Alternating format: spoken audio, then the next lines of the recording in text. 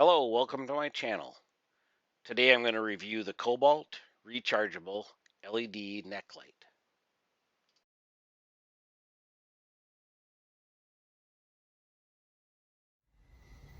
So I've arrived here at my friendly local Lowe's store here on the east side of Appleton, Wisconsin, where it is a balmy 21 degrees today. I intended on filming this on the way into the store. However, there's a good 30-mile-an-hour wind out there today, which puts the wind chill right about 2 degrees. So I'll be making a sprint to the store.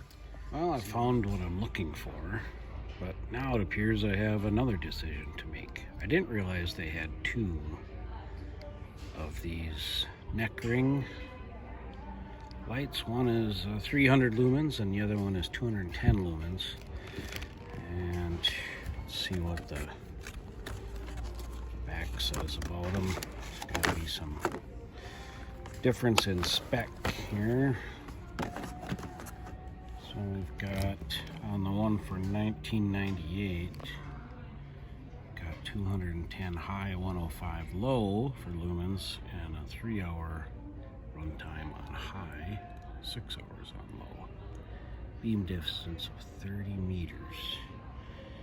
On the more expensive one, $40, we've got 300 dimmable to 30, 3 hours on high, 9 hours dimmed, and a beam distance of 25 meters.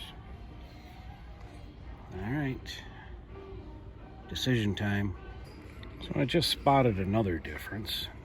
It wasn't immediate to me. This $20 item is a battery, where the $40 item is the rechargeable. I certainly don't want to feed this thing batteries forever. And this one also has a 3-year warranty. Ooh, my favorite aisle. So, which one did I get?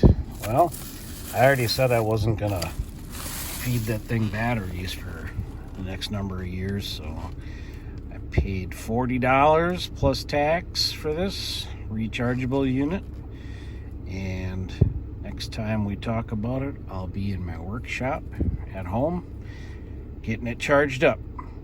Hello, my name's Dean Sword. My channel name is The Sword Rules, and I'm going to do just a little bitty product review for you today. I've been chatting with Tim from Dad's Garage YouTube channel. Happen to have his logo up there. I think he might think that's funny. I was chatting with him this morning because he does tool reviews once in a while, and they're good reviews, and I enjoy the way he does them. And I just wanted to check with him and see if he'd ever done a LED headband light. And he said that he had one, but he had not seen it in a while, and he had not done a review on it yet. So I did my own investigation on it this morning. I read a bunch of reviews and looked at a bunch of products, and found out that some guys think that they work perfect, and some guys think that not so much. And it really kind of, after reading them through, it really kind of occurred to me that it depends on what you're going to use it for. And most of them do a great job of broadcasting light, which would work great for like fishing and camping, and I mentioned to Tim it would work great for like a power outage where you're running around, getting your generators ready and stuff. You got plenty of light. It's kind of a floodlight kind of thing. And some of them, like a mechanic that had reviewed them, said that the light really is too high for what he was working on. He was having to, put his head down like that just to get the light on what he was working on underneath the hood. And then that occurred to me, well, yeah, that makes sense. It depends on what you're doing. Primarily what I'm looking to do with one right now is to work on my workbench, on working on one of my hobbies here. an RC scale model that I'm building. I also do, excuse me, I also do 3D printing, and I need to get some light down there underneath the printer head, and just to really see what's going on, make sure that it's extruding correctly. I do have another use for one. That would be out in the garage when I'm working on things, when I'm working on my cars underneath the hood, or working on the brakes. Mentioned that to Tim too. So what I did was I looked around locally at our local stores to see who would have something like that available, and really not much available out there right now. Not much at all. And, you know, supply shortages, all that kind of stuff. So but Lowe's in Appleton, a little ways from my house, they did have one available, but they did not have the wraparound light bar type. They had the kind that you wear around your neck, and I thought, you know, that might work best for me, because I need to point it at a model like this or underneath the 3D print head as I'm working. So I ended up going over to Lowe's today and picking one up. I didn't bother doing the unboxing because it's in one of those child-proof hard plastic bubble wrap things, and those things just about drive me nuts. So I just ripped it open and went to plug it in. And actually, it was this is a Kobalt brand from Lowe's. It's a Lowe's brand. When I brought it home, I turned them on right away, and they did work. I thought, well, I'm going to charge them up, you know, give them a full charge, and get ready to do a little filming with them. And I plugged them in, and this little indicator light right here, this is supposed to turn a color, either red if it's dead, yellow if it's in the state of charging, or green when it's fully charged. And both of them have that LED light on there. They didn't light up at all. And you have this, they give you this special cord with it. Let me bring that over here, so that you can charge both at the same time. I have this plugged into an Amazon 9-watt adapter, so that there's plenty of power flowing to this, and then you plug in both sides of the neck piece here, and none of the lights didn't light up, and I thought, oh boy, I gotta. They turn on, but it's not charging. So is there something wrong with the cable, or maybe my charger adapter wasn't working right? So I tried them in a different adapter also, and it still didn't work. So then I thought, well, it didn't say anything in the manual about it. You get a pretty decent little manual with it. It pretty much covers everything that you need to know. They're very simple to operate.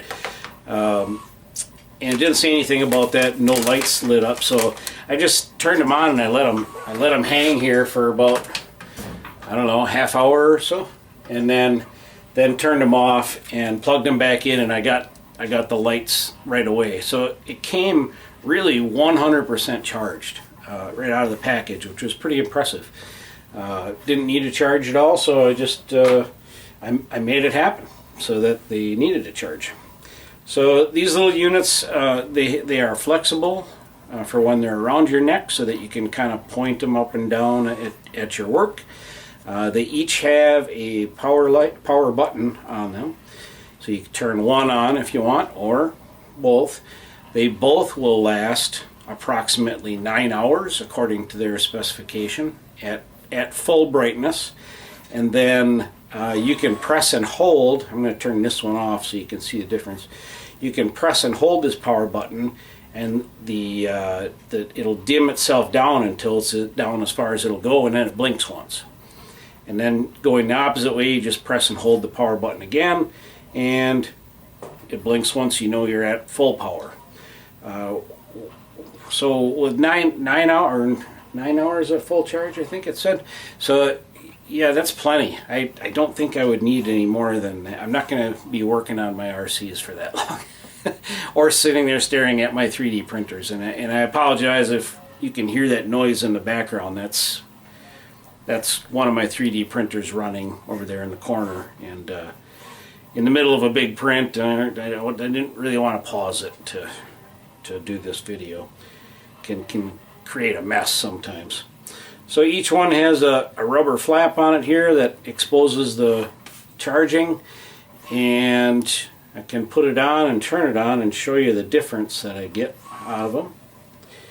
Just wrap it around my neck and turn the power on for each one, and then I'll try and show you the difference that it makes in front of me. I do have this nice LED strip light here for overhead. I have some real nice LED lights hanging from the ceiling.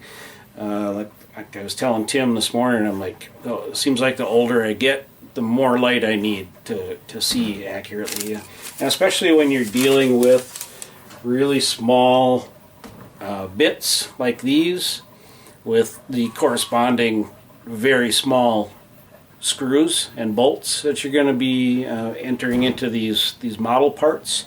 So between a good set of readers and really good lights, that's what I seem to need more and more often these days.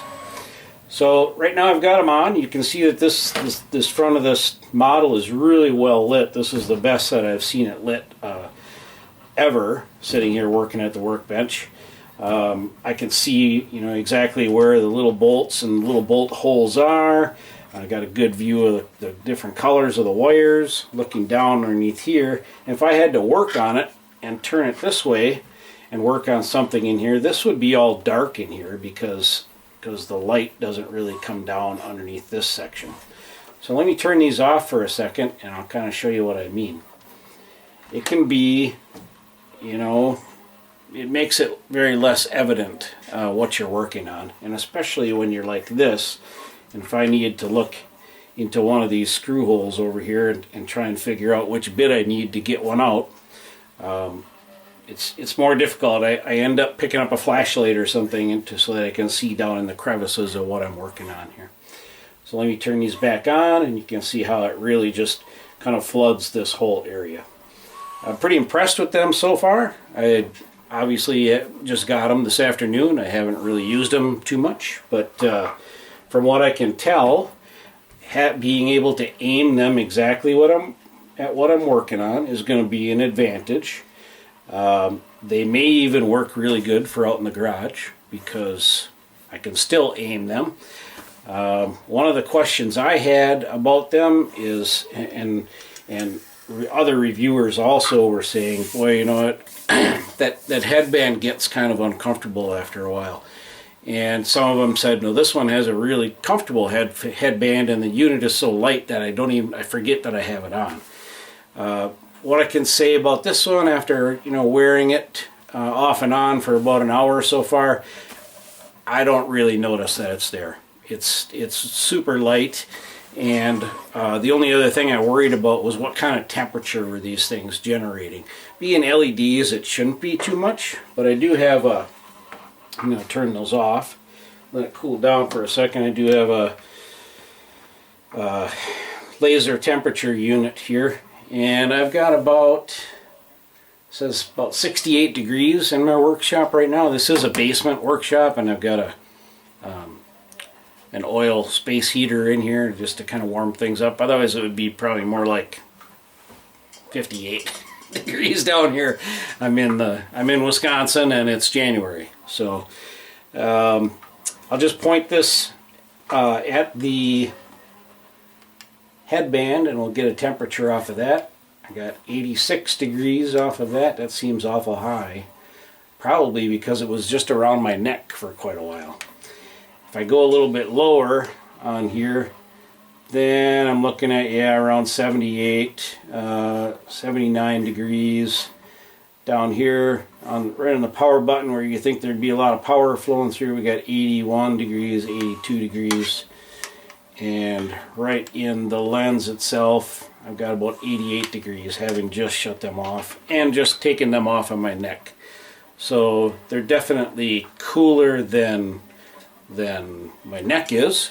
And of course I'm wearing a sweatshirt with a hood, and when I put these on, they're kind of encapsulated in all that warm clothing down there. So but really they're not really generating any heat that I'm going to be worried about for sure. They seem to be really well made. They're solid. This has got solid clicks in positions to hold them in place. It's thick, tough plastics, very flexible, but yet rubber sealed buttons, and it just looks really well made. I'm happy with it so far. These were $39.98, I believe. When I got over there, like I said in the previous video, there was another set there that was half the price, and for that unit you had to put in three AAA batteries. I can see, especially with the cost of batteries, the way they're going up lately, it's crazy. The cost of everything going up. Inflation is crazy right now. I could see easily going through $20 in batteries probably over the next year in using these. I mean, I'm down here in my workshop almost every day for at least a couple of hours, minimum a couple of hours, if for nothing else to get some prints going, or do a little tinkering or fixing something on the workbench here.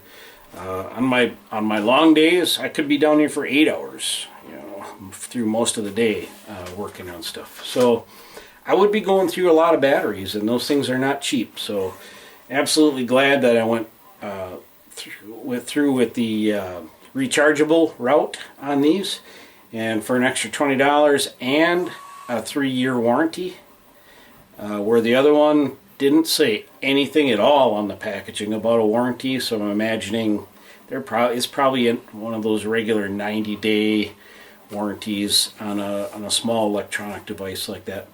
But 3 years, that's pretty good. I mean, get for $40, if it lasts me 3 years of good amount of use, I'll be happy with that.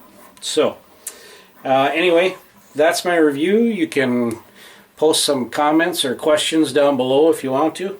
Like I said, I'm just a little itty bitty channel. I don't do a lot of stuff. It's more like just random fun videos that I post for my friends. I'm not a monetized channel, anything like that. But hopefully I can remember to put the link in the description for these from Lowe's. And also I'll link to my new friend's YouTube channel, Tim, over at Dad's Garage. He is going to try to get the headband version of these work lights. He's going to try and get that in the queue to do a review on, hopefully pretty soon. He said it might take a month or so, but I know he's pretty busy with his new car over there and stuff. He'll get it out there, and then you'll have the link to go see the alternative to wearing one on your neck. So I hope you enjoyed the video and the review, and like I said, if you have any questions or comments, feel free to post them down below, and everybody have a good day. The Packers are playing tonight. 49ers are in Green Bay, and it's time to say, go Pack, go.